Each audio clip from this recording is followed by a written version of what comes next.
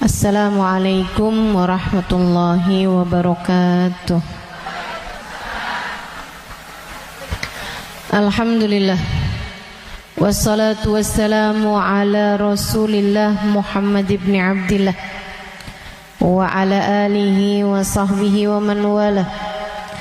Subhanaka la ilma lana illa ma 'allamtana innaka antal alimul hakim. Rabbi shrah li sadri wa yassir li amri wahlul 'uqdatan min lisani yafqahu qawli, amma ba'du. Sama-sama kita hormati Ibu Hajah Neng Alia Nurul Huda, istri dari Ketua MUI dan DKM Masjid Agung. Ibu Khalisah Kamilah, pimpinan Pondok Pesantren Baitul Arqam Bandung. Ibu Imas, pimpinan Pondok Pesantren Al-Ma'uniyah Bandung. Ibu Neng Mahda, pimpinan Pondok Pesantren Al-Hasan Ciamis. Ibu Neng Diah Aminah, pimpinan Pondok Pesantren Darul Amba Bantar Gebang. Dan juga Ibu Hajah Neneng Nurlela dari Kombes.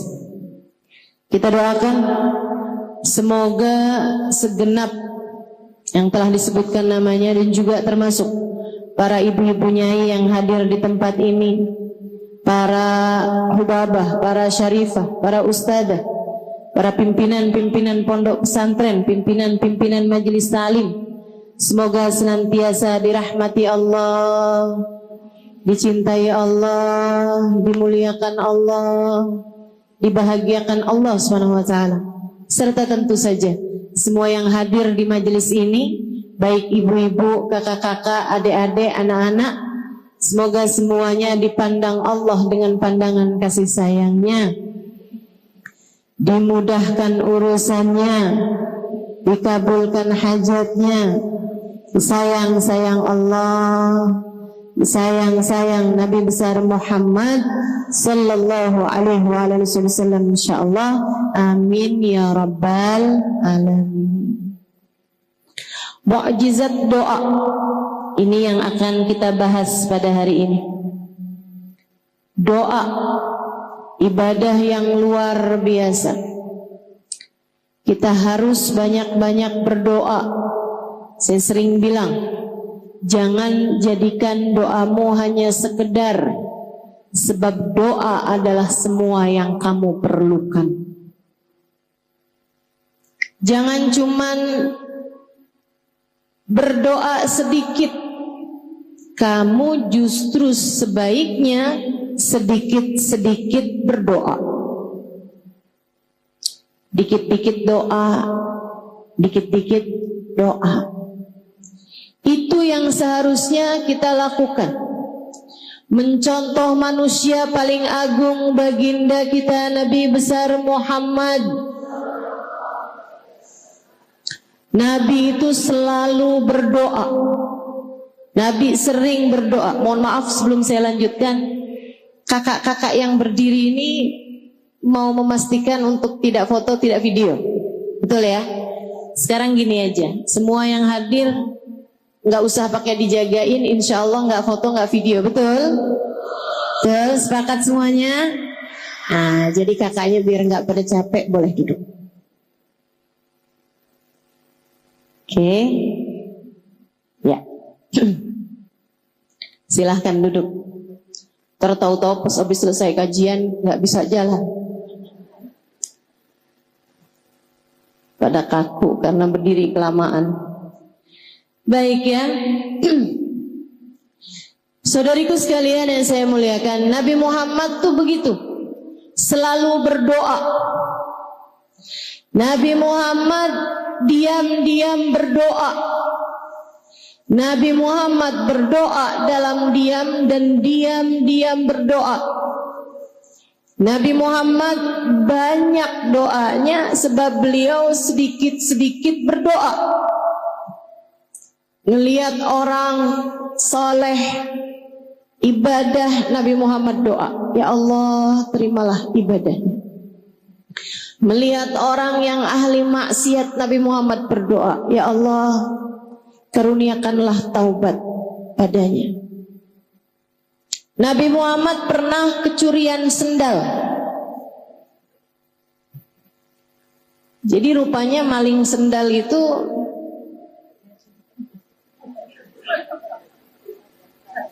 ada sanadnya ya. Tapi kalau ngambil sanad tuh yang bagus-bagus aja gitu. Maling sendal, Nabi kehilangan sandalnya di suatu tempat. Begitu tahu sandalnya hilang, dan teman-teman, Nabi itu nggak kayak kita punya beberapa pasang sendal. Sendal ke pasar lain, betul? Sendal ke pasar ikan lain, sendal rumah lain, sendal jalan-jalan lain, sendal kondangan lain. Begitu? Nabi nggak gitu. Nabi hanya punya sepasang sendal. Kalau hilang artinya Nabi Muhammad nggak lagi punya sendal. Tahu gitu kok sendalnya Nabi hilang. Begitu Nabi Muhammad menyadari, tahu bahwa sandalnya hilang, beliau berdoa, ya Allah, jika yang mengambil sandal saya adalah orang yang gak punya sandal, berkahilah sandal saya pada kakinya. Didoain sama Nabi. Kalau yang ngambil orang miskin nih yang gak punya sandal, ya Allah biarin pas tuh sandal sama kakinya, bikin awet, jadi berkah terus. Ya Allah, jika yang ngambil sandal saya adalah orang yang punya sandal, orang yang mampu, yang bahkan mungkin sandalnya lebih banyak daripada sandalnya Nabi, ya Allah jadikanlah ini dosa terakhir yang dia lakukan, karuniakanlah taubat kepadanya. Nabi kita Muhammad sallallahu alaihi wasallam doa, terus doa. Lihat apa aja doa. Lihat anak kecil didoain, lihat orang tua didoain. Doa buat istrinya didoain, buat sahabatnya didoain, buat umatnya didoain. Kita ini adalah keberkahan dari doa orang-orang terdahulu kepada kita.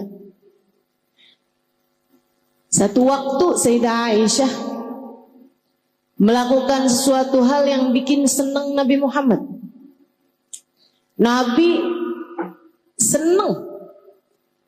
Kemudian Nabi Muhammad mendoakan Sayyidah Aisyah, Allahumma ighfir li Aisyah ma qaddamat ma akharat ma alanat ma asarat ma alimat ma lam ta'lam. Ya Allah, ampunilah Aisyah ya Allah, dosa-dosanya yang dulu-dulu ataupun yang baru-baru.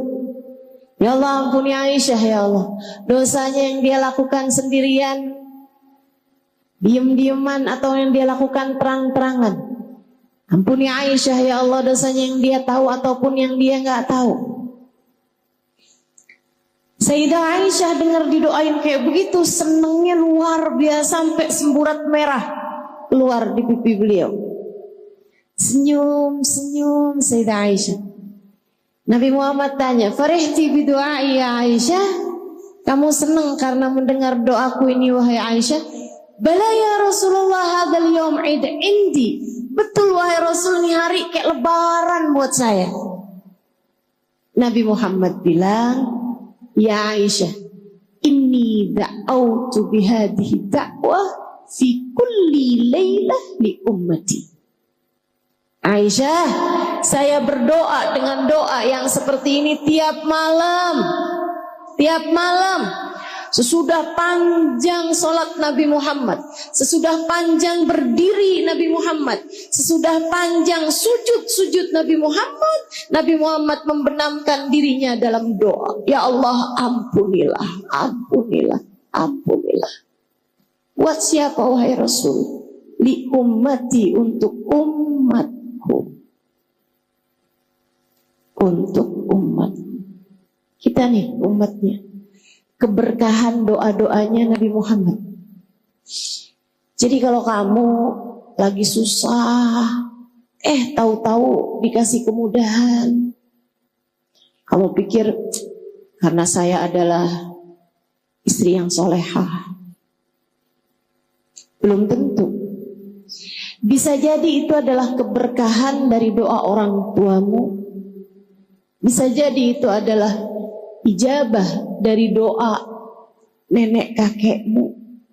Bisa jadi kamu mendapatkan keberkahan dari doanya Nabi besar Muhammad sallallahu alaihi wasallam, sebab bagaimanapun kamu adalah bagian dari umatnya.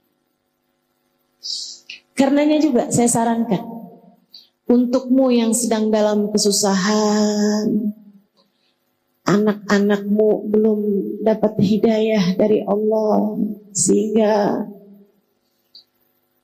sholatnya masih berantakan atau masih tenggelam dalam dosa, kan saya kesian sama ibu-ibu yang anaknya masih belum dalam jalan hidayah Allah SWT. Saya kesian. Cobain Bu buat tagih doanya Nabi Muhammad untukmu dan untuk anak-anakmu. Ya Allah, anak saya, kasihanilah dia ya Allah.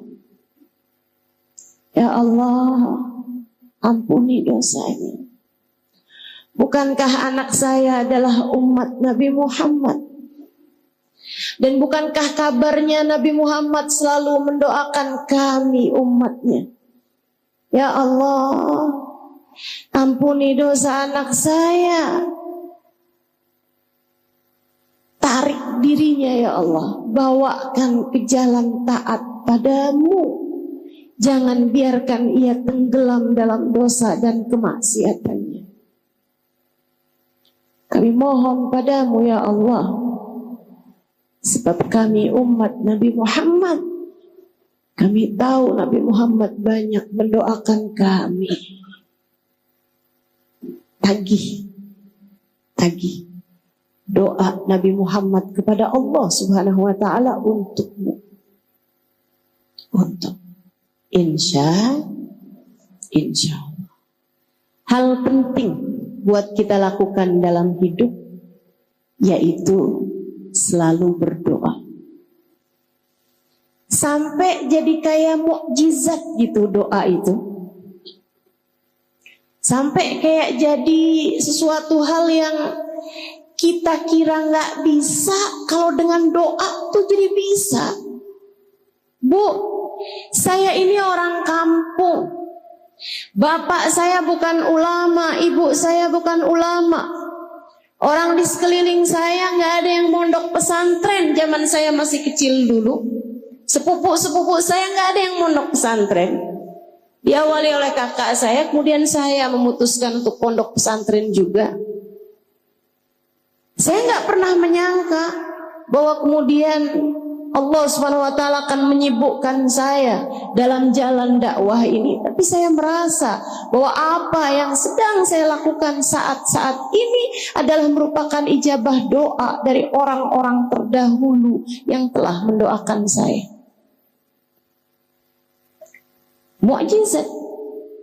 Mukjizat.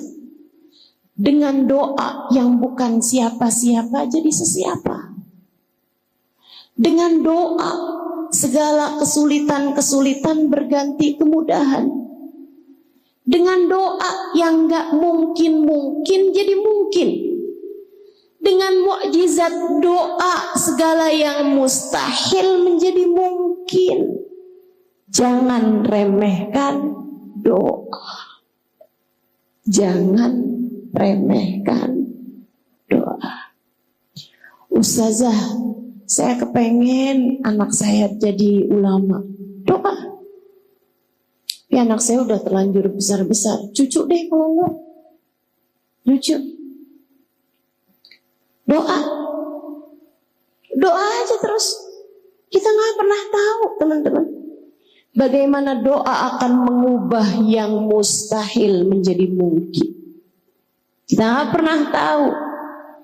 Kenapa bisa begitu, Ustazah? Karena ketika kamu berdoa, kamu berurusan dengan yang memiliki kendali terhadap semesta.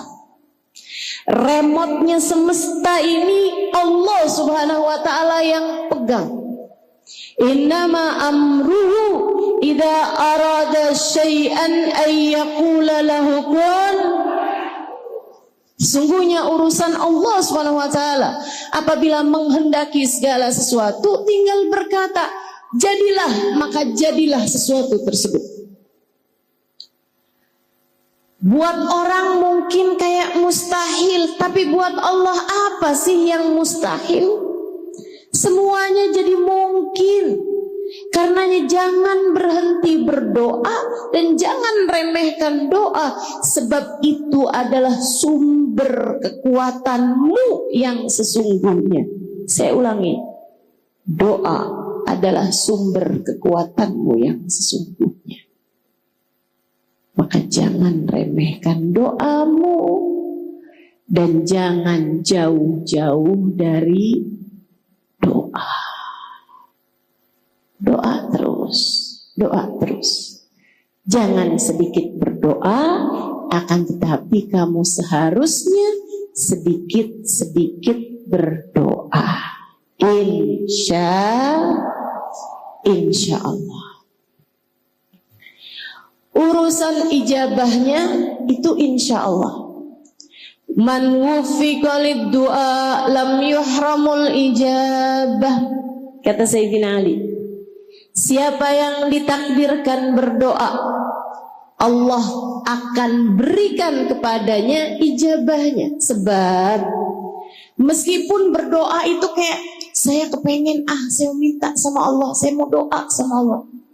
Kayak kamu gitu yang menghendaki, pada kenyataannya hanya yang dikehendaki Allah untuk berdoa, dia yang akan berdoa. Kita lihatnya kayak kita yang maju duluan baru Allah ijabah. Padahal sebenarnya undangannya udah dikasih duluan.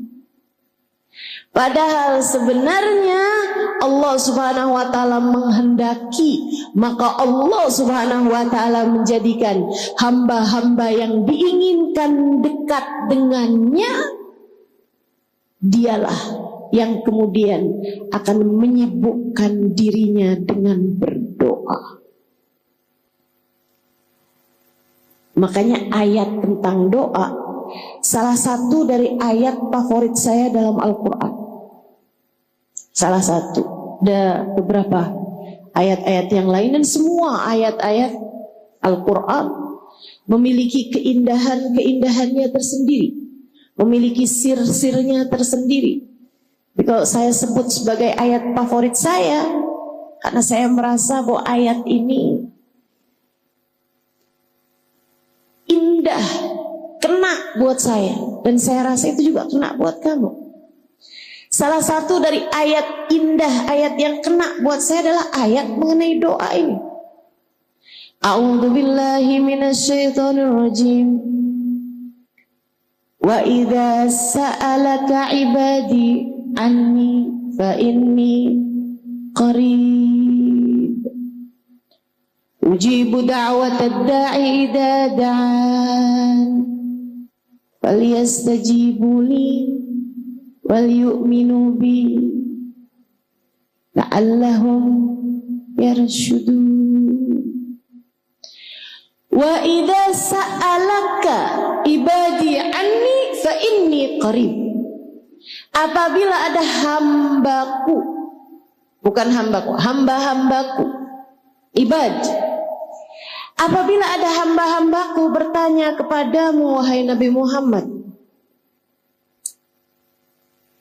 tentang aku, fa inni qarib, katakan padanya sesungguhnya aku dekat. Ujibu da'watad da'i idza da'ani, aku akan mengijabah doa siapapun yang berdoa padaku.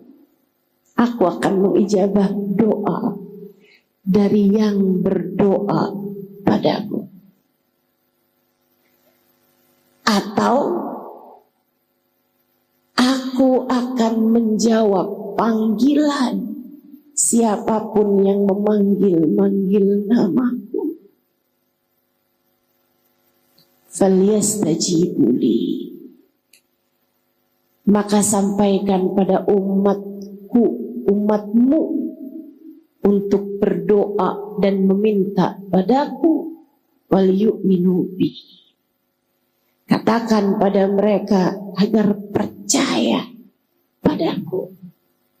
La'allahum yarsyudun. Niscaya mereka akan mendapatkan petunjuk. Indah banget bukan? Indah banget bukan? Seorang sahabat bertanya kepada Nabi Muhammad, Allahu ba'id hatta unadi am huwa qarib hatta unaji. Rasul, saya punya pertanyaan. Allah itu jauh sehingga aku harus memanggilnya, ataukah Allah itu dekat sehingga aku cukup berbisik dengannya? Pertanyaan yang sangat indah, pertanyaan yang sangat bagus sekali ditanyakan seorang sahabat mewakili kita umat Nabi Muhammad sallallahu alaihi wasallam. Allahu ba'id hatta unadi am huwa qarib hatta unaji. Allah jauh sehingga saya harus panggil. Ini kan kalau saya mau ngomong sama yang ada di luar masjid, misalnya jauh, saya harus panggil dia gitu kan. Harus berteriak bahkan. Hei! Misalnya, kalau saya sebut namanya, karena jauh, saya harus memanggilnya. Saya harus berteriak memanggil namanya. Tapi kalau orangnya di samping saya, ngapain saya teriak-teriak? Saya cukup bisik-bisik sama dia. Hei. Dia akan menjawab. Kenapa Halimah? Kan begitu.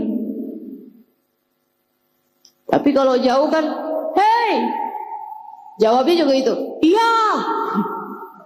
Jauh. Tapi kalau dekat kan, hei, dia akan jawab, iya. Nabi Muhammad diem. Ditanya begitu. Bukan karena Nabi Muhammad gak tahu jawabannya, tapi Nabi Muhammad punya adab sama Allah SWT yang lebih besar daripada apapun. Nabi itu sama Allah adabnya luar biasa. Nabi takut menjawab sesuatu hal yang sebenarnya ada jawaban yang lebih tepat gitu. Gitu ya. Itu Nabi Muhammad yang punya ilmu aja, ilmunya udah punya, udah tahu, udah dikasih sama Allah SWT. Kalau ditanya tuh nggak asal jawab. Atau bahkan gak langsung jawab. Kalau teman-teman juga gitu seharusnya. Kita nih jadi umatnya juga kayak gitu. Kalau kamu gak tahu jawabannya, jangan asal jawab. Ustazah Halimah orang mana sih? Orang Tasik.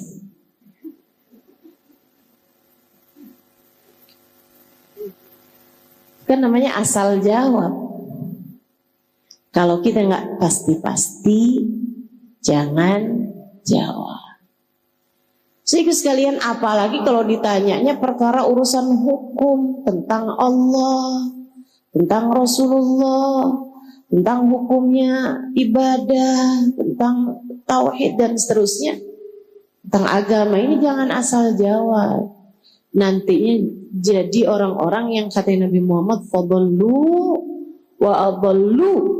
Mereka pun menyesatkan dan kemudian menjadikan orang lain tersesat. Mereka sesat dan kemudian menyesatkan orang lain. Nabi diam.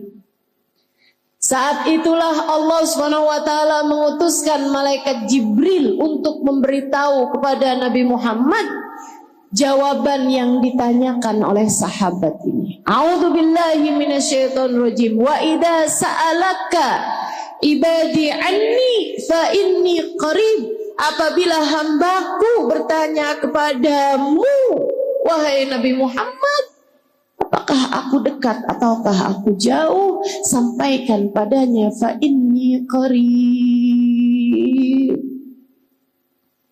Sungguhnya aku Allah adalah zat yang dekat. Saudaraku sekalian, fakta bahwa Allah dekat adalah sesuatu hal yang sangat melegakan bagi saya dalam hidup saya. Fakta bahwa Allah Subhanahu wa Ta'ala adalah zat yang dekat dengan diri kita adalah fakta yang seharusnya membuat kita selalu tenang dalam segala keadaan. Allah dekat dengan kita. Kamu takut dari apa kalau kamu tahu bahwa Allah dekat denganmu? Kamu sedih dari apa kalau kamu tahu Allah dekat denganmu? Ustazah, Allah itu beneran dekat. Dekat. Sedekat apa? Saya kasih tahu. Sedekat apa? Sedekat seseorang dengan bayangannya? Bukan. Sebab bayangan akan hilang saat kegelapan. Allah tak pernah hilang. Lantas sedekat apa Ustazah? Biarkan Allah sendiri yang menjawabnya. Saya kalau bayangin dekat, sedekat ruh dengan tubuh. Saya kalau bayangin dekat.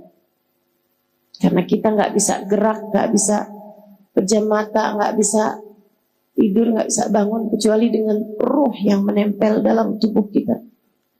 Tapi teman-teman, ruh dengan jasad terpisah ketika datang kematian.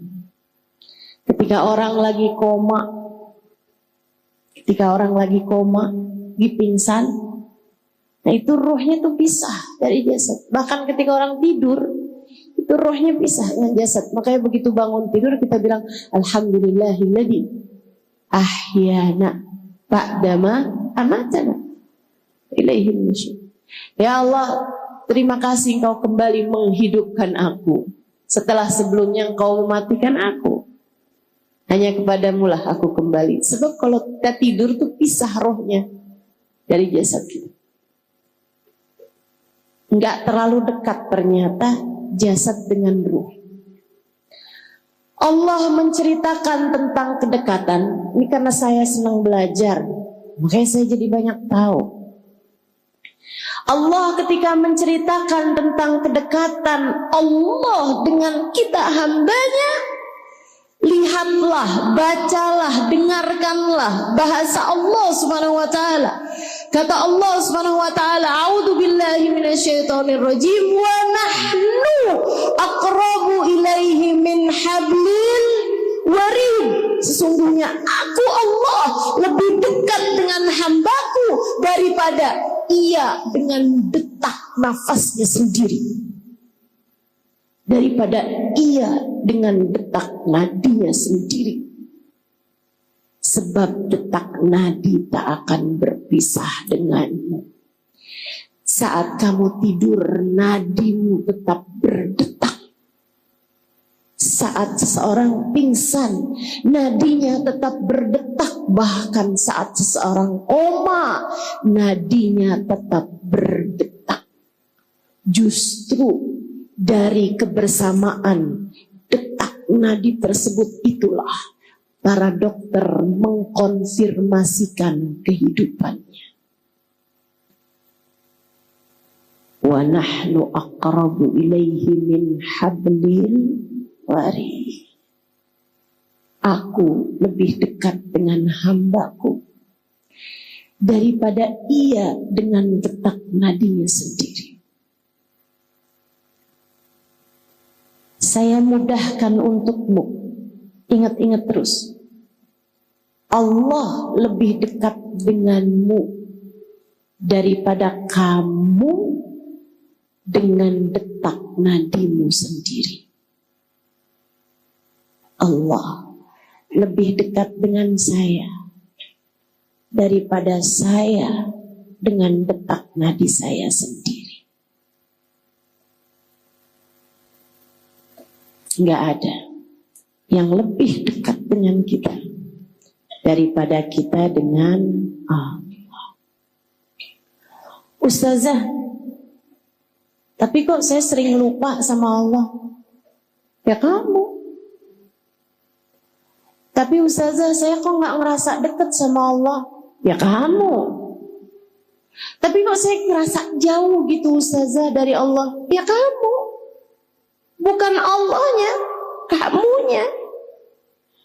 Dan itu artinya kamu menyia-nyiakan karunia terbesar yang Allah berikan dalam dirimu. Kamu punya peluang untuk merasakan kedekatan dengan Allah Subhanahu wa ta'ala, tapi kamu kemudian menyia-nyiakannya. Salahmu sendiri. Salahmu sendiri. Ada yang begitu dekat denganmu, malah kamu tinggalkan.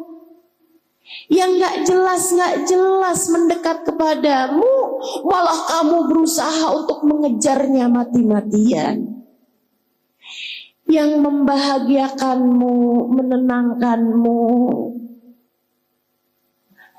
yang membuatmu bahagia, membuatmu senang, membuatmu tenang, kamu malah meninggalkannya. Yang membuatmu gelisah, membuatmu galau, membuatmu cemburu, membuatmu sedih, membuatmu terluka, kamu malah mengejarnya mati-matian. Siapa yang salah selain dirimu sendiri itu? Allahnya selalu dekat. Bahkan kalau kamu baca sifat-sifatnya Allah dalam Asmaul Husna, teman-teman, Allah itu punya sifat mudad, punya sifat berlawanan. Allah punya sifat yang berlawanan. Allah maha mengampuni, tapi Allah juga maha menghukum. Ada yang diampuni, ada yang dihukum. Kan berlawanan itu. Ini orang dihukum apa diampuni nih? Kan begitu ya? Ada yang dihukum, ada yang diampuni. Allah maha lemah lembut, tapi Allah juga maha latif. Allah juga maha jabbar, qahhar, maha garang, maha kuat, maha kejam. Allah juga maha lembut, maha penuh kasih sayang, tapi juga al-muntaqim, al-jabbar, sifat yang berlawanan. Tapi Allah punya sifat qarib, dekat. Dan silahkan baca Asmaul Husna dari awal hingga akhirnya, tak akan kamu dapati Allah menyebut dirinya dengan ba'id, jauh, tak ada. Artinya Allah tidak pernah jauh darimu. Artinya Allah selalu dekat denganmu. Jangan sia-siakan kedekatanmu dengannya. Wa idza sa'alaka 'ibadi anni fa inni qarib ujibu da'watad da'i idza da'an. Aku mengijabah doa siapapun yang berdoa padaku. Falyastajibuli, maka mintalah padaku. Wal yu'minu bi, dan tetaplah percaya padaku. kalian akan selalu berada dalam jalan petunjuk. Kalian akan selalu berada dalam jalan terang. Kamu tidak akan berada dalam kegelapan. Jadi kalau kamu ngerasa hidup saya nih kayak dalam masa-masa gelap, saya sekarang ini kayak di langit hidup saya nih kelabu. Kenapa ya? Kelabu langit saya tidak juga tersingkirkan. Kenapa saya habis ini kena ini, habis ini kena ini? Kayak sedih mulu nih hidup saya nih, kayak gelap mulu nih hidup saya. Kamu tahu jawabannya sekarang. Karena kamu kurang dekat. Bukan Allahnya, tapi kamu kurang dekat dengan Allah Subhanahu wa ta'ala. Kamu sih menjauh terus. Kamu sih menghindar terus. Kamu sih dikasih kesempatan seindah ini dalam kehidupan untuk berdoa, untuk meminta, untuk berzikir, untuk dekat dengan Allah Subhanahu wa ta'ala. Tapi kamu yang berlari-lari menghindar, menjauh darinya, hingga Allah kemudian ulurkan tali kepadamu berupa musibah demi musibah yang sebenarnya tujuan Allah adalah hendak menarikmu kembali di sisinya. Karenanya sering saya sampaikan kepada para istri yang mengadu kepada saya, Ustazah, suami saya ninggalin saya. Ustazah, suami saya kesangkut. Sangkut apa? Pagar janda belakang rumah.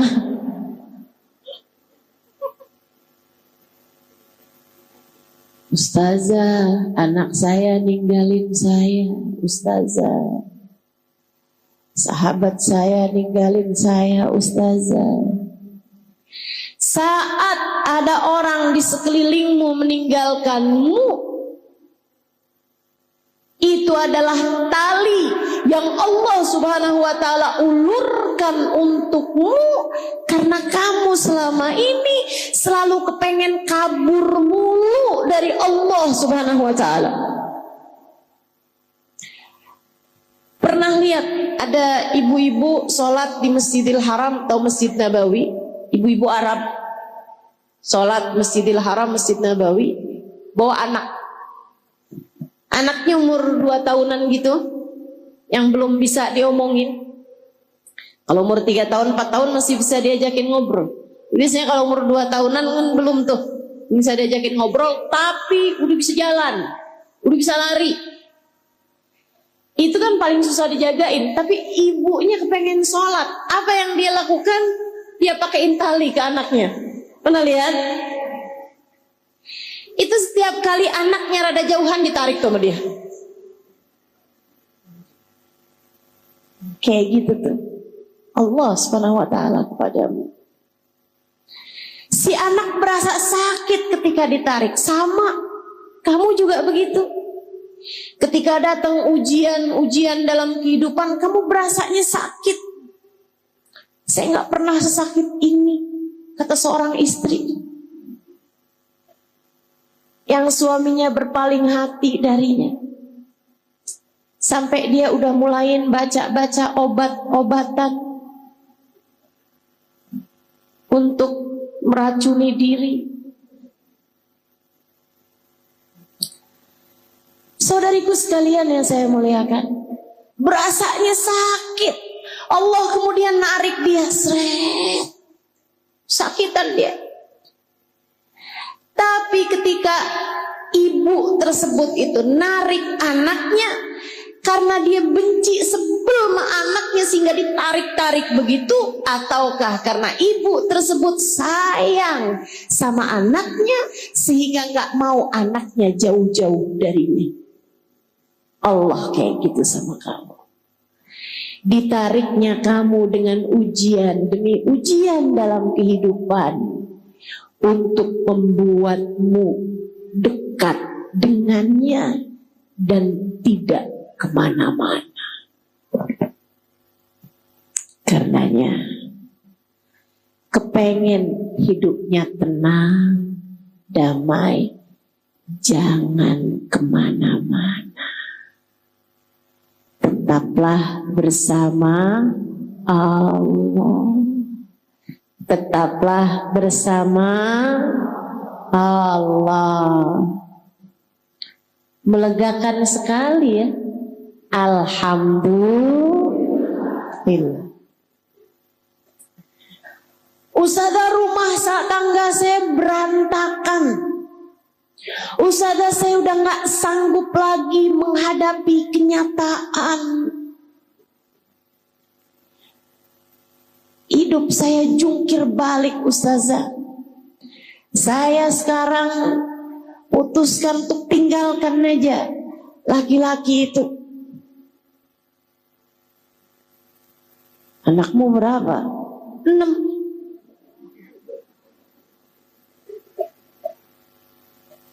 Bu, orang berumah tangga tuh ada setannya. Setannya juga apa ya? Setannya tuh kayak penuh politik gitu. Dia tuh punya banyak cara gitu. Dan namanya setan kan. Setan kan gak ada ceritanya cara yang kayak gini haram. Ya setan emang ngerjain yang haram-haram. Jadi kalau kamu demen banget sama yang haram-haram, artinya kamu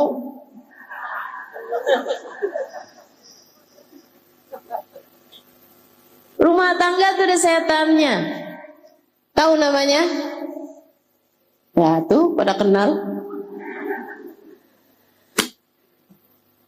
Orang kalau lagi pacaran, setannya tuh berusaha untuk deketin hingga terjadi perzinaan. Kalau lagi pacaran. Tapi kalau udah menikah, setan ganti visi misi. Setan itu terjadi penyerahan jabatan ketika seseorang menikah. Gitu kan? Nih, tugas saya udah selesai. Katanya setan yang ngajakin zina. Sekarang dia udah nggak zina lagi tuh, suami istri. Kalau melakukan hubungan intim kan udah nggak zina lagi. Nih, tugas saya udah selesai. Sekarang tugas kamu udah zina. Oke, siap.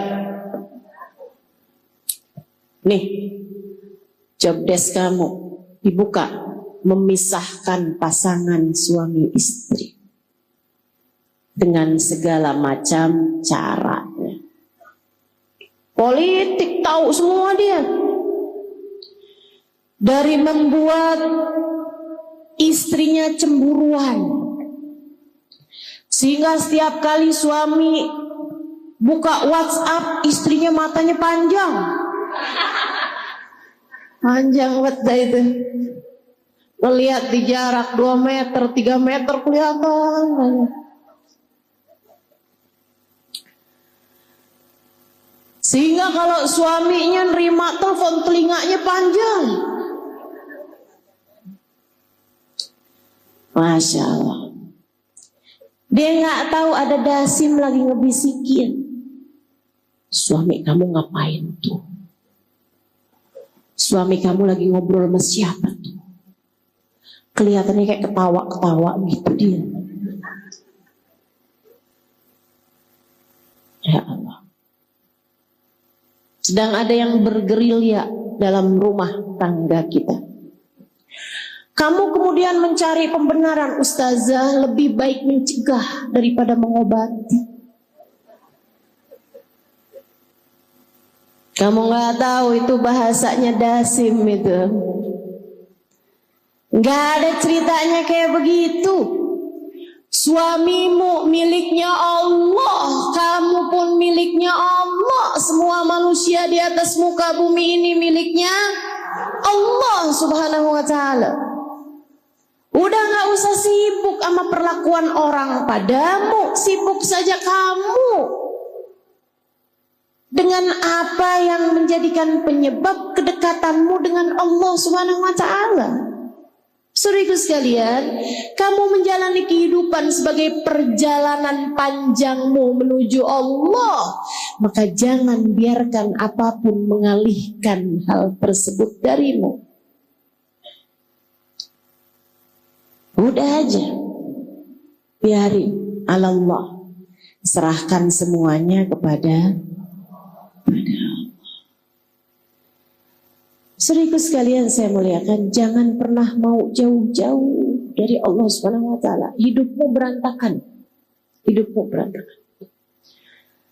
Allah ketika lihat nih hatinya kemana-mana, tidak bersama denganku. Oh, akhirnya kemudian Allah lihat dia tambah jauh, Allah lemparkan ujian-ujian dalam kehidupan. Mendekatlah terus kepada Allah. Mendekatlah terus kepada Allah. Gimana caranya mendekat? Falyastajibuli. Berdoalah, berdoalah. Ud'uni astajib lakum. Berdoalah niscaya akan aku ijabah, kata Allah Subhanahu wa taala. Berdoalah niscaya akan aku ijabah. Enak bener. Gitu doang ya Allah. Iya, gitu doang. Panggil namaku, aku akan jawab panggilanmu. Minta padaku, aku akan memberi kepadamu. Teman-teman saudaraku sekalian, benar banget kalau Sayyidina Umar bin Khattab sampai bilang, Inni la akhaf du'ai ghairu mustajab. Saya nggak takut doa saya nggak mustajab, nggak takut saya. Saya nggak takut doa saya nggak diijabah, saya nggak takut. Yang saya takutkan adalah Allah tidak lagi mengizinkan saya untuk berdoa. Ketika seseorang dalam hidupnya nggak doa, dia kira dia yang ngerasa nggak perlu mendoa. Padahal kenyataannya Allah yang tidak mengizinkan dia untuk memanggil-manggil namanya. Kenapa? Karena dia sudah tidak lagi berharga di sisinya. Maka berdoalah, jangan pernah jauh-jauh dari doa. Jangan pernah jauh-jauh dari Allah dengan selalu kamu memanggil-manggil namanya dalam doa. Dalam sholat kamu doa, terutamanya di sujud-sujudmu itu. Ya Allah, jangan tinggalin saya. Ya Allah, ampuni saya.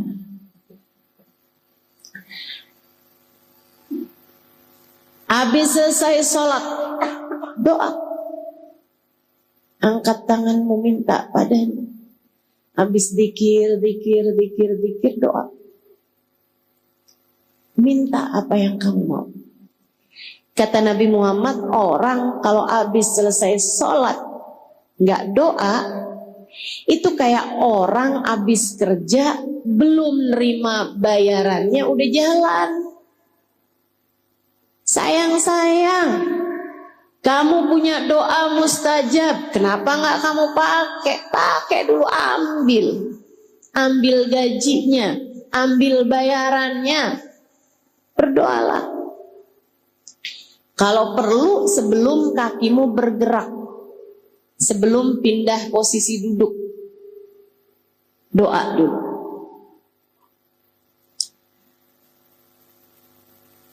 Habis selesai sholat kan istighfar dulu 3 kali. Astaghfirullah. Allahumma antas salam wa minkas salam wa ilaika ya'udus salam. Fahina rabbana bis salam wa adkhilnal jannata. Habis itu kemudian baca ayat kursi, kemudian baca subhanallah 33 kali, alhamdulillah 33 kali, Allahu akbar 33 kali, akhiri dengan la ilaha illallah wahdahu la syarikalah lahul mulku wa lahul hamdu yuhyi wa yumit wa huwa ala kulli syai'in qadir. Kemudian angkat tanganmu doa. Angkat tanganmu doa. Apa yang menjadi hajat-hajatmu? Keperluan kita sama Allah tuh banyak sekali. Ustazah, kan doa saya nih banyak nih Ustazah. Kadang-kadang waktunya tuh sempit. Apa yang seharusnya saya minta? Kalau dalam keadaan-keadaan sempit, apa yang seharusnya kita minta? Seorang bertanya kepada syekhnya, seorang ulama berkemuka, ya syekh, apabila sempit waktuku untuk berdoa, sementara itu adalah waktu doa yang mustajab. Misalnya, lagi bisa cium hajar aswad, kan gak bisa lama-lama tuh. Itu saya doanya mesti minta apa syekh? Kalau saat-saat waktunya sempit, sementara saya pengen punya banyak doa, tuh apa yang mesti saya minta sama Allah? Syekh tersebut menjawab, nak, mintalah ampunan. Mintalah. Kenapa gitu Syekh? Sebab kalau seseorang sudah mendapatkan ampunan, sudah diampuni, artinya dia sudah diterima. Kalau sudah diterima, Allah tahu kebutuhannya, Allah akan memenuhinya, bahkan tanpa perlu lagi meminta. Paling penting buat kita minta adalah ampunan. Bukan berarti yang lain gak penting, tapi paling pentingnya, nomor satu buat kita minta nih adalah ampunan. Jadi kalau kamu tanya, serta apa yang paling perlu buat kita minta? Nomor satunya adalah ampunan. Kenapa gitu? Ya ngaca aja. Dosanya banyak kok ngerasa gak perlu ampunan tuh gimana? Ada di sini yang dosanya dikit? Ayo nih, angkat tangan, cung. Ada di sini yang dosanya dikit? Nggak ada. Ada yang kurang dikit, Ustazah, dosa saya. Kayaknya udah kebanyakan semua nih dosa-dosa kita ini. Emang benar tuh yang disampaikan Nabi Allah Adam alaihissalam. Rabbana zalamna wa illam taghfir lana wa tarhamna lanakunanna minal khasirin. Ya Allah, kami telah banyak berbuat dosa, kami telah membolimi diri kami. Ya Allah, jika Engkau tidak ampuni, jika Engkau enggak sayangi, hancurlah kami ya Allah. Jika Engkau tidak sayangi, jika Engkau tidak ampuni, hancurlah kami ya Allah. Kayak hal pertama yang harus kita minta kepada Allah adalah ampunan. Ya Allah, tolongin saya, ampuni saya ya Allah. Tolongin saya, ampuni saya ya Allah. Perlu saya rasa untuk dilakukan, terutama buat yang gak pernah kerjain ini. Cari waktu sepimu, cari waktu yang kamu sendirian. Mandilah, mandi taubat. Habis selesai mandi seluruh tubuh, saat mandi itu kamu juga sambil bilang, ya Allah, andai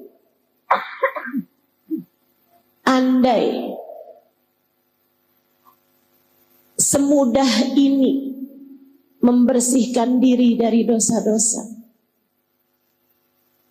andai membersihkan dosa semudah membersihkan badan ini ya Allah. Hanya Engkau yang dapat melakukannya ya Allah. bersihkan diri saya dari dosa-dosa, sebagaimana saya membersihkan diri saya dari kotoran-kotorannya. Habis itu sholat, tentu saja sesudah handukan segala macam ya. Masa mesti diceritain kayak gitu? Ustazah, tadi kan mandi terus sholat Ustazah. Sholatnya nggak pakai mukena? Ya itu nggak usah diceritain, kita semua tahu lah. Sholat 2 rakaat, usolli sunnat taubah rakaatain lillahi ta'ala. Sholat 2 rakaat. Usahakan jauhkan dulu HP, pastikan keadaannya tenang. Karena bagaimanapun kamu lagi khusyuk gitu, terus tiba-tiba kedengaran dari HP kamu, Shopee.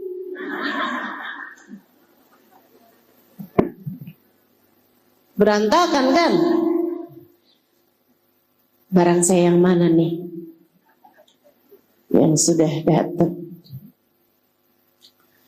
Saya sekalian, sholat 2 rakaat.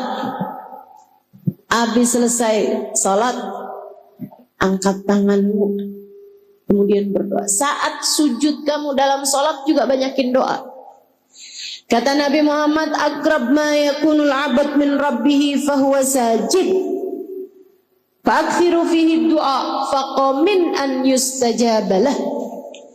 Tempat terdekat seorang hamba dengan Allah Tuhannya adalah saat dia sedang sujud.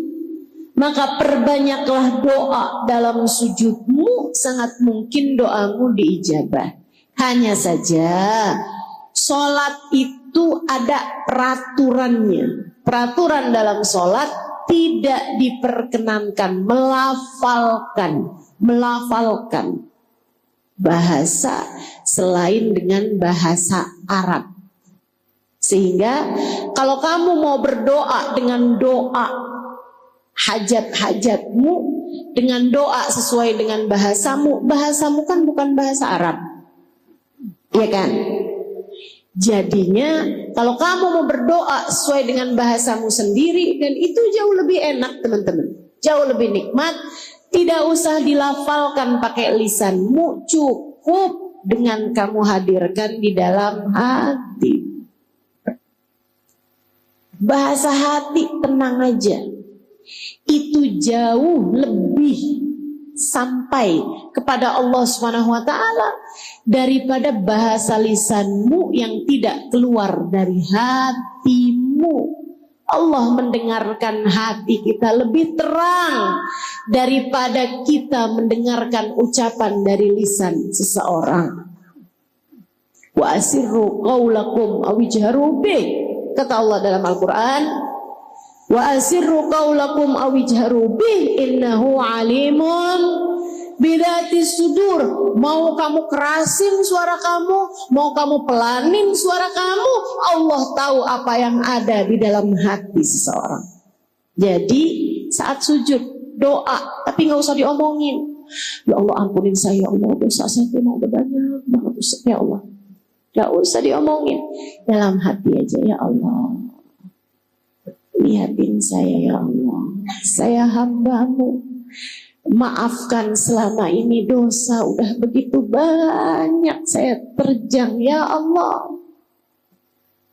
Saya datang padamu mohon ampunan ya Allah, ampunilah segenap dosa-dosa saya yang saat ini sedang berada dalam kekalutan hubungan rumah tangga, yang saat ini sedang berada dalam keadaan darurat karena saldo sudah minta maaf, diminta maafin nomor rekening. Mohon maaf, saldo Anda sudah habis. Saudariku sekalian yang saya muliakan, yang saat ini sedang dalam keadaan sempit kehidupannya, sempit hatinya, atau yang saat ini sedang merasa ya Allah sakit kok terus-terusan begini ya, cobain, kerjain yang saya sampaikan padamu ini. Mandi taubat, sholat taubat.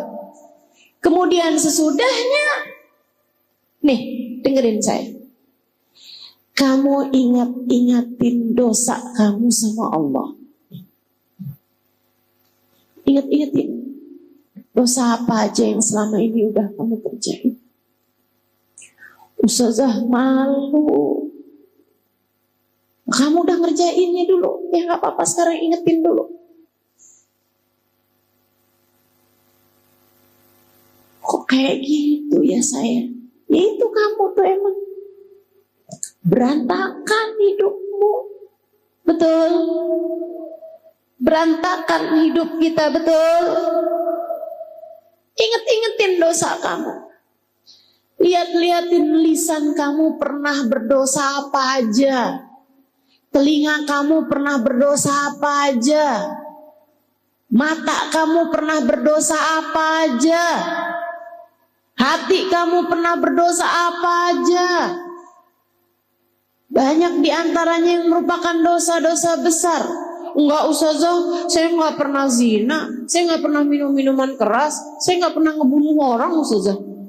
Saya enggak pernah kerjain dosa-dosa besar. Riba? Riba bagaimana? Ada banyak di antara kita. Saya bahkan mendengar kabar, fakta yang saya berharap semoga ibu-ibu yang ada di sini enggak sampai kena begituan. Bu, Indonesia ini adalah negara dengan judol terbesar seluruh dunia. Kata nenek-nenek, judol apa saja? Judi online, Nek. Terjebak pada judi. Kok bisa perempuan-perempuan pada main judi? Gara-garanya adalah karena mereka ngambil pinjol. Nenek-nenek nanya lagi, pinjol apa Anda Ustazah? Pinjaman online, Nek. Cuman naroin foto KTP. Habis itu kemudian dia tinggal nulis dia mau berapa duitnya. Dikirimkanlah duitnya sama pihak pinjaman online tersebut. Dikirimin 1 juta. Itu dalam beberapa waktu bunganya naik-naik terus. Sampai kadang-kadang hutangnya cuma 3 juta. Akhirnya kemudian berbunga bisa sampai belasan juta. Karena nggak kebayar-bayar. Kamu pikir itu bukan dosa besar? Dosa besar dari hutang riba itu adalah dosa besar.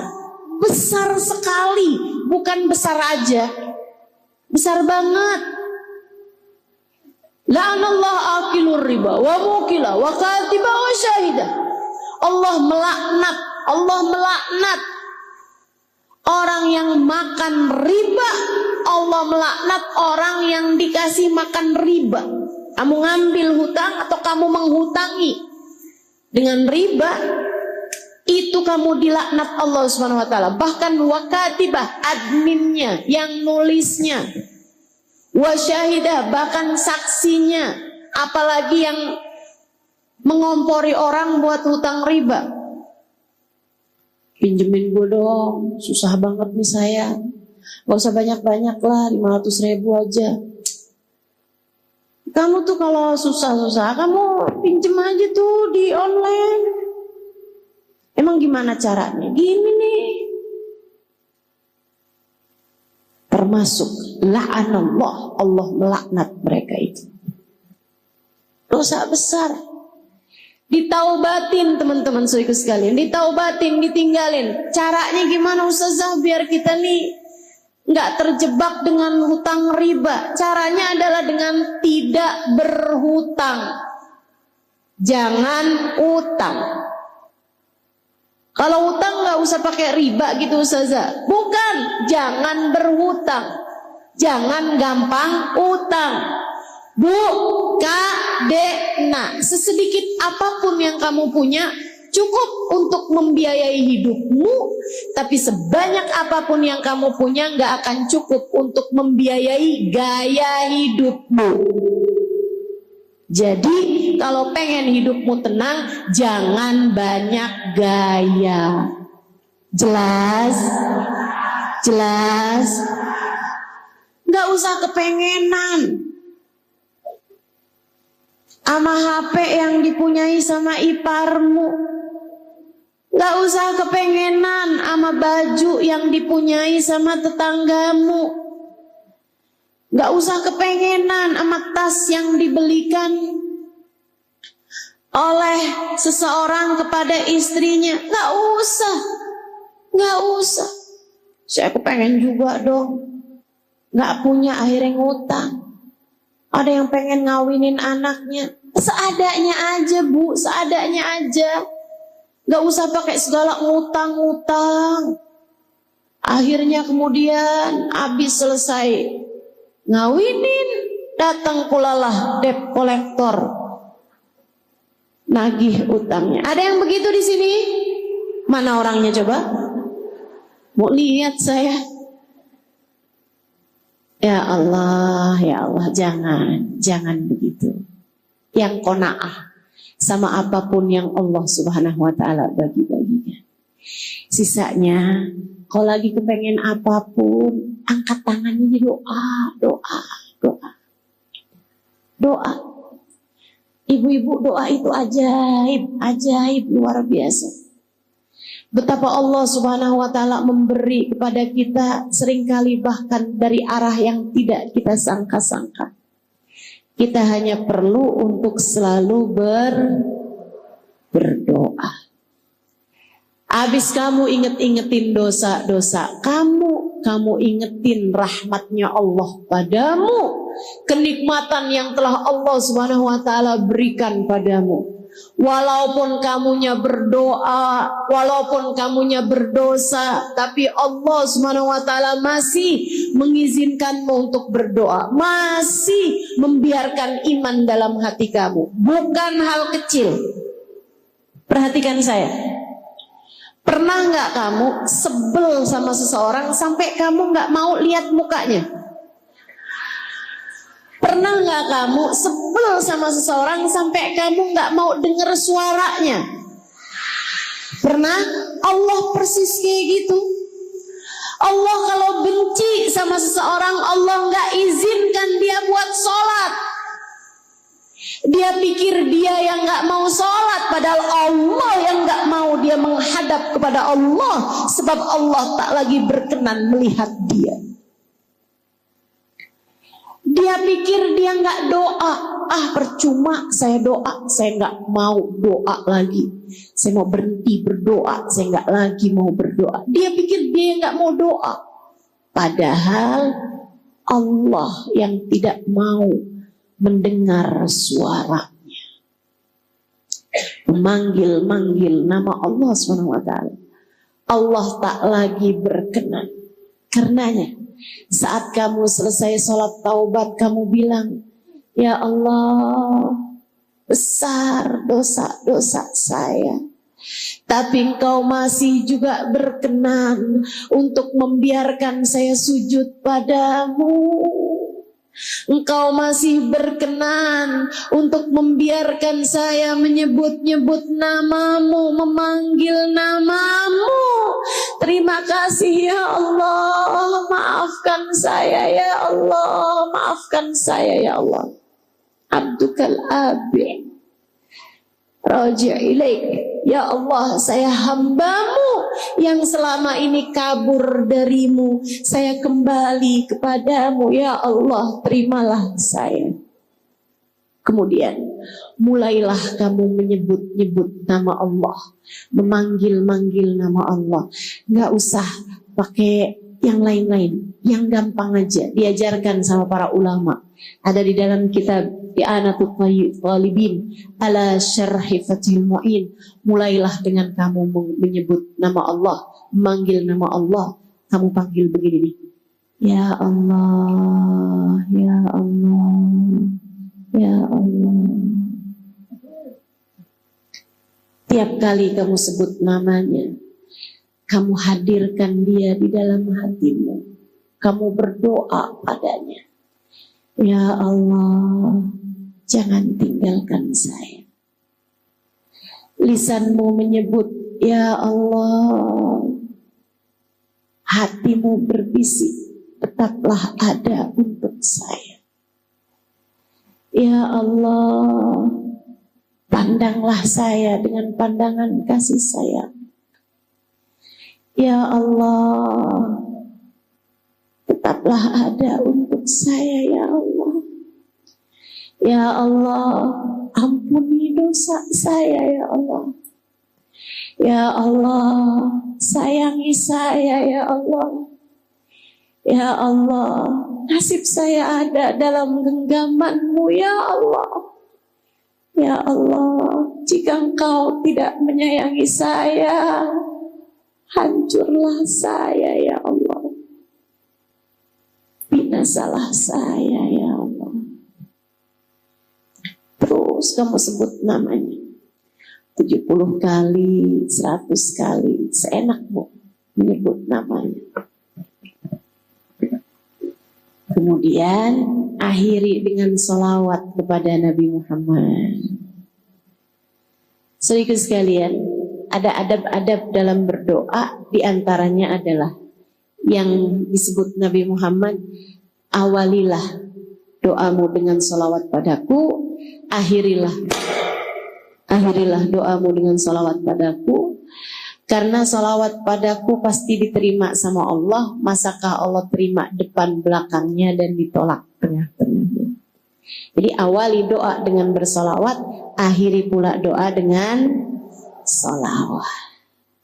Kemudian ada lagi adab-adabnya berdoa. Salah satunya yang Allah sebut dalam Al-Quran, doa jangan cuman minta dunia. Ada banyak diantara kita tuh yang kalau doa mintanya dunia melulu. Bahkan lebih kerucut lagi, doanya cuma minta duit melulu. Ada tuh yang begitu. Di sini ada apa enggak? Kamu orangnya? Silahkan angkat tangan, hadirkan doamu. Minta apa yang jadi doamu? Ya Allah, duit ya Allah. Duit yang banyak ya Allah. Usaha saya ya Allah biar jalan bagus ya Allah. Ya Allah biar saya bisa bayar utang ya Allah. Ya Allah duit ya Allah. Saya perlu buat beli rumah ya Allah. Ya Allah duit ya Allah, saya perlu buat beli tanah. Ya Allah duit ya Allah, saya perlu buat ganti HP. Ya Allah duit ya Allah, saya pengen pergi haji. Amin katanya.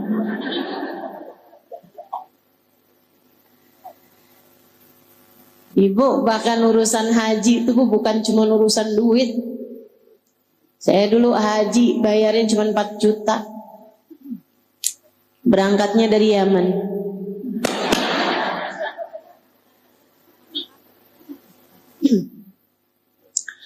Teman-teman saya ikut sekalian yang saya muliakan.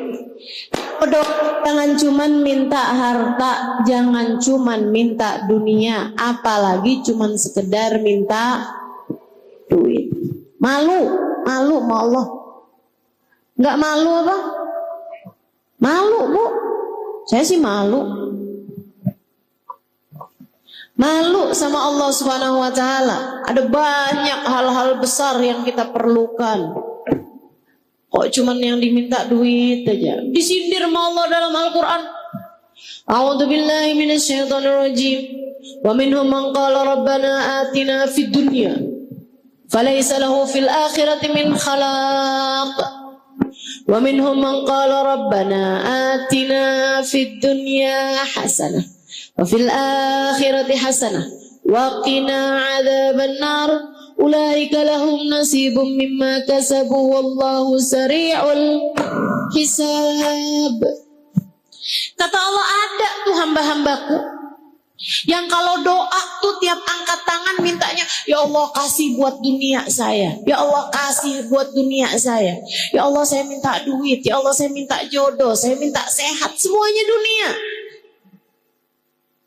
Ustazah minta kesehatan dunia juga. Sesuatu hal yang tidak kamu bawa mati artinya dunia. Artinya untuk dunia. Semua yang gak kamu bawa mati akhirnya untuk dunia. Saya tanyain, kalau kamu mati suami kamu ikut bawa masuk dalam kubur apa enggak? Enggak. Kalaupun kamu mau narik dia ke dalam kuburan, dianya gak mau. Kalau saya mati, kamu mati juga ya bang? Ogah. Sehingga sekalian saya mulai, apapun yang tidak kamu bawa mati, bagian dari dunia. Dan apapun yang tidak kamu bawa mati, jangan kejar mati-matian. Hartamu, rumahmu, termasuk suamimu, termasuk anak-anakmu, bagian dari dunia. Gak usah segitunya minta. Saya menikah udah lebih daripada 20 tahun. Tapi saya gak dikasih anak. Belum dikasih anak, gak tahu saya. Gak dikasih anak sama Allah SWT. Apakah saya minta mati-matian urusan anak? Enggak. Ngapain? Yang saya minta mati-matian adalah ampunan. Yang saya minta mati-matian adalah hidayah. Yang saya minta mati-matian adalah kasih sayang Allah Subhanahu wa taala kepada saya. Saudaraku sekalian yang saya muliakan, tuh yang harus kamu minta. Kemudian lagi adab kita untuk berdoa. Pastikan rezeki yang masuk di dalam perutmu, makananmu halal. Sebab kalau orang rezekinya haram, fa'anna yustajabalah.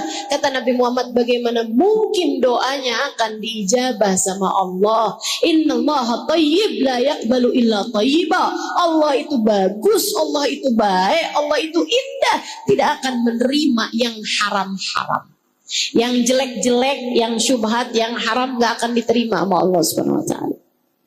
Jadi kalau kamu kepengen doamu mustajab, ibadahmu diterima, jadi ringan mengerjakan kebaikan-kebaikan, saudariku sekalian yang saya muliakan, pastikan rezekimu halal. Ustazah, bukannya minta keutuhan rumah tangga itu sesuatu yang baik? Iya. Tapi kan suami gak kita bawa mati Ustazah. Betul, suami gak kita bawa mati. Tapi hubunganmu dengan suamimu itu hubungan yang sangat panjang hingga sampai di akhirat. Dengerin saya. Nabi Muhammad mengatakan, ayu mamra'atin salat fardha, samat syahraha, wa ta'at zawjaha, faltadkhulil jannah min ayyi babin sya'at. Kalau ada seorang perempuan, salatnya bagus, puasanya bagus, walaupun dia nggak punya puasa sunnah, nggak punya salat sunnah, tapi dia punya amal ibadah yang lain, yaitu dia benar sama suaminya, dia taat sama suaminya, dia bagus sama suaminya. Nanti di akhirat dia boleh masuk surga dari pintu manapun yang dia inginkan. Jadi kamu berdoa meminta hubungan baik, rumah tangga yang bagus di atas muka bumi ini, artinya kamu sedang meminta surgamu sendiri. Tapi doanya bukan asal, ya Allah jadikanlah suamiku tidak pernah berpaling hati dariku.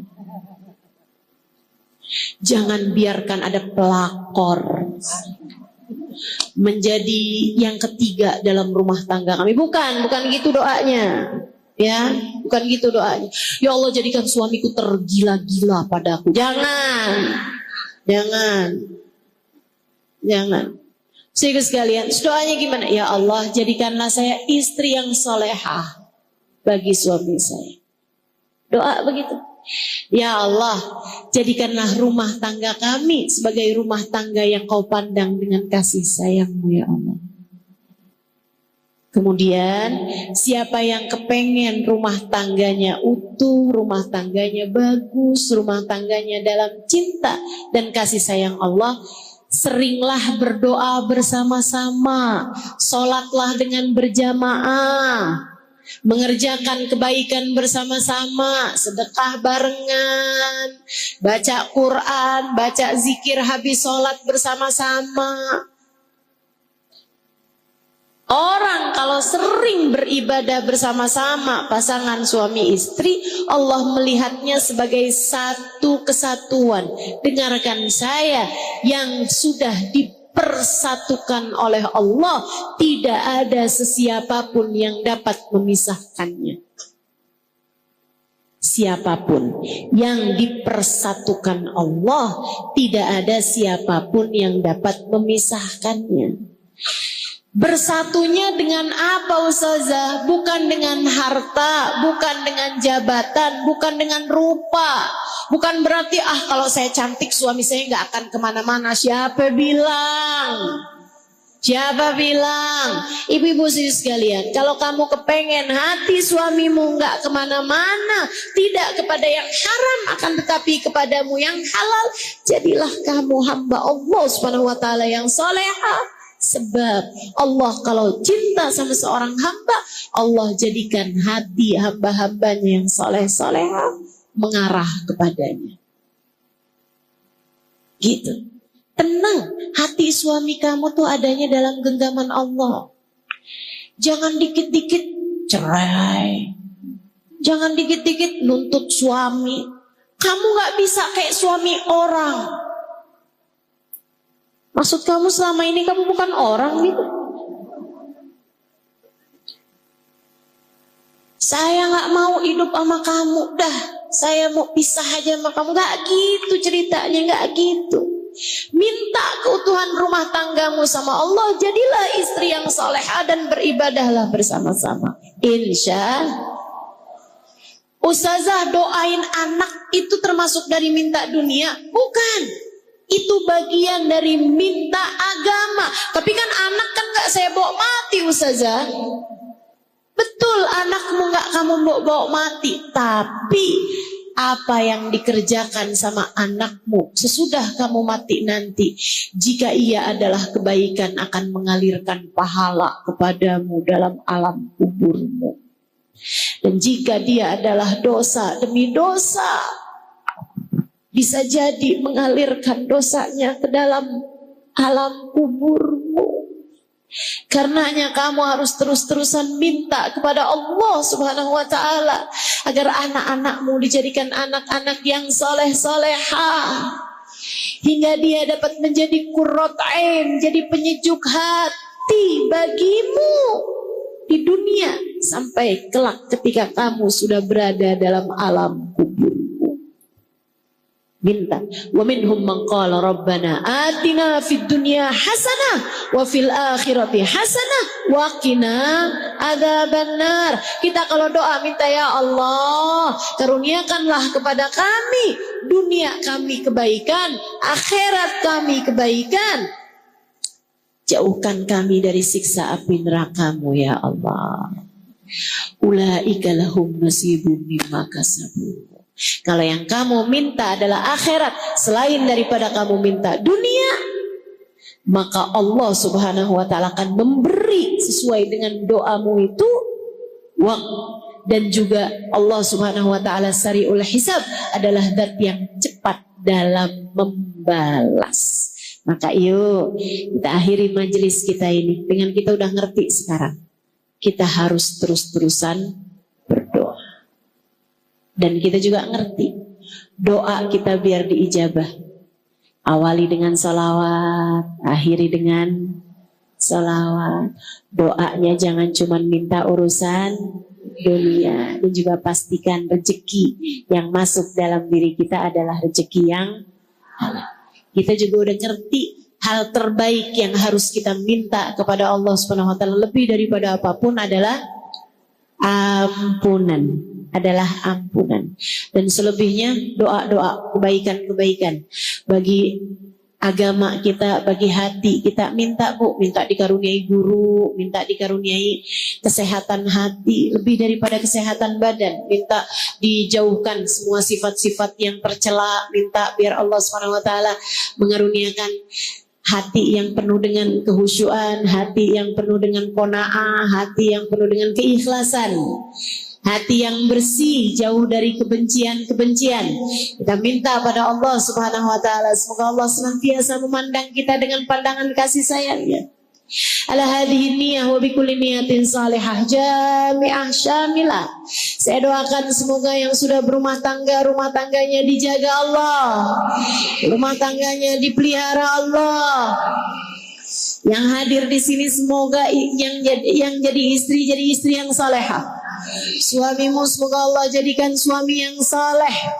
Yang sudah punya anak semoga anak-anaknya dijadikan anak-anak yang saleh-saleha.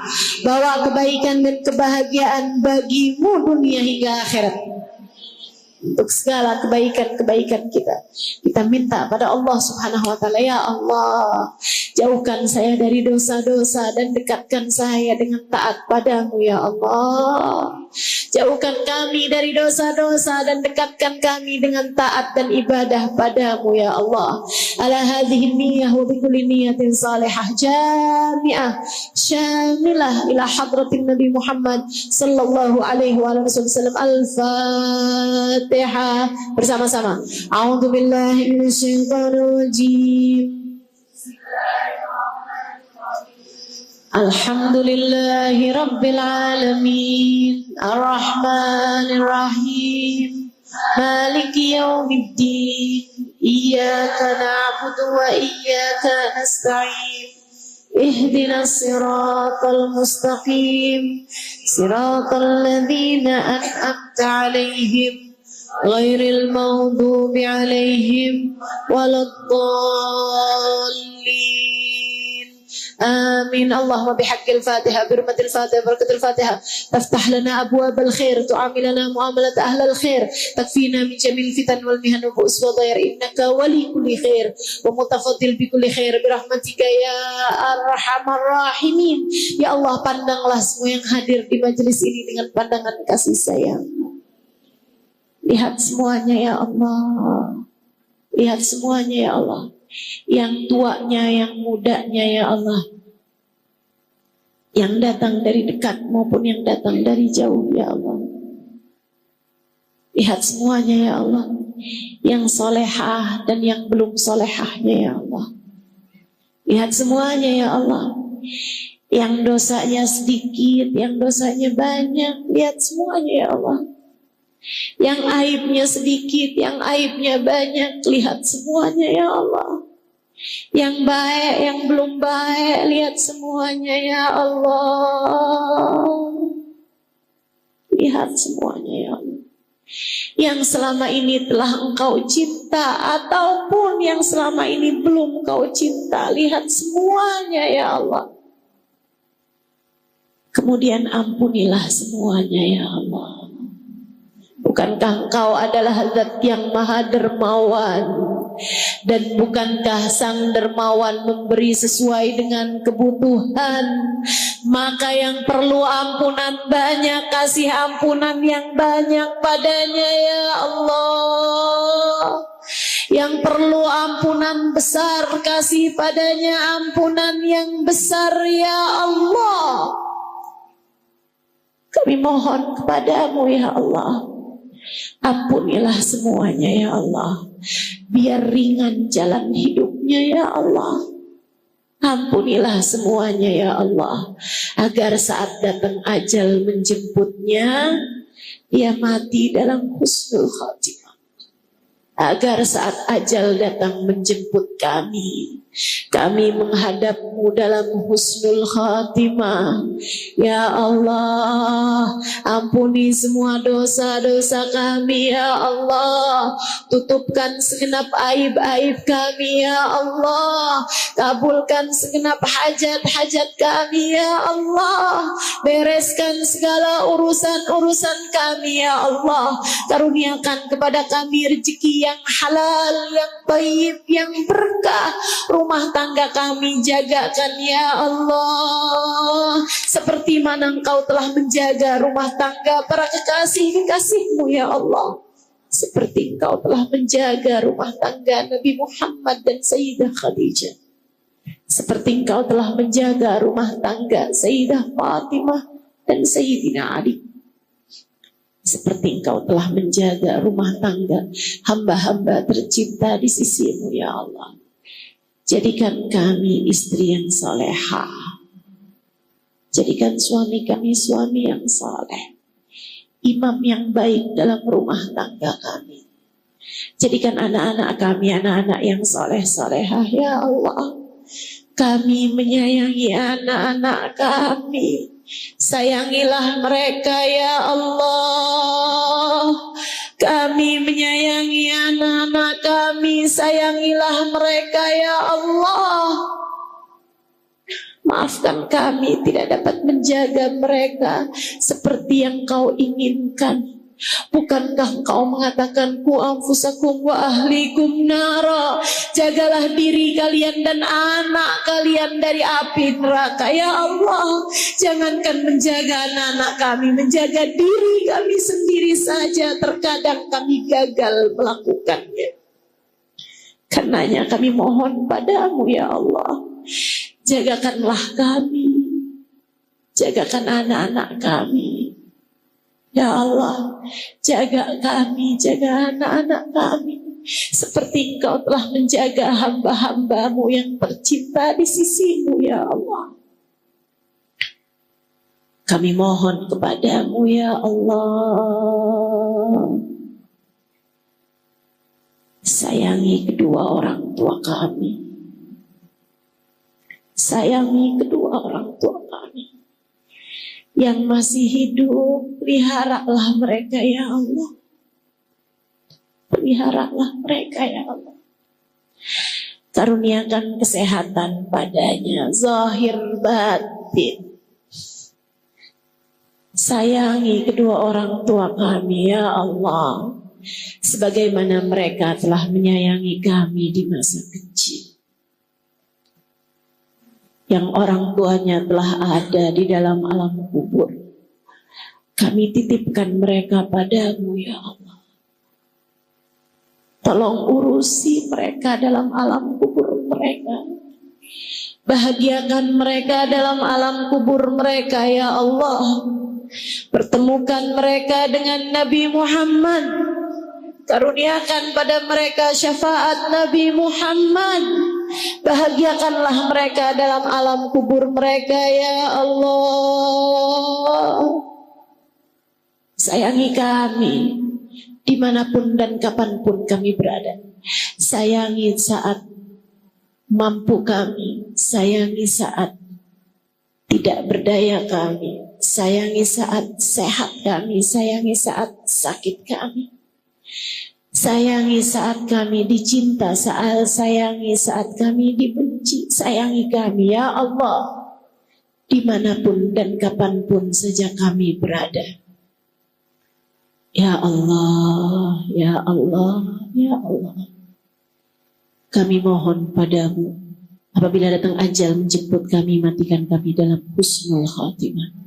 Jadikanlah kalimat terakhir yang keluar dari lisan kami adalah kalimat La ilaha illallah, La ilaha illallah, La ilaha illallah, Muhammadur Rasulullah sallallahu alaihi wasallam.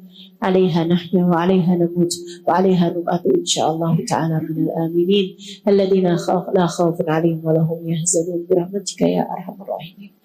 Rasakan kepada kami syafaat Nabi Muhammad sallallahu alaihi wasallam dimanapun saja kami berada. Sallallahu ala sayyidina Muhammadin wa alihi wa sahbihi wasallam. Fadri subhana rabbika rabbil izzati amma yasifun wa salamun alal mursalin walhamdulillahi rabbil alamin.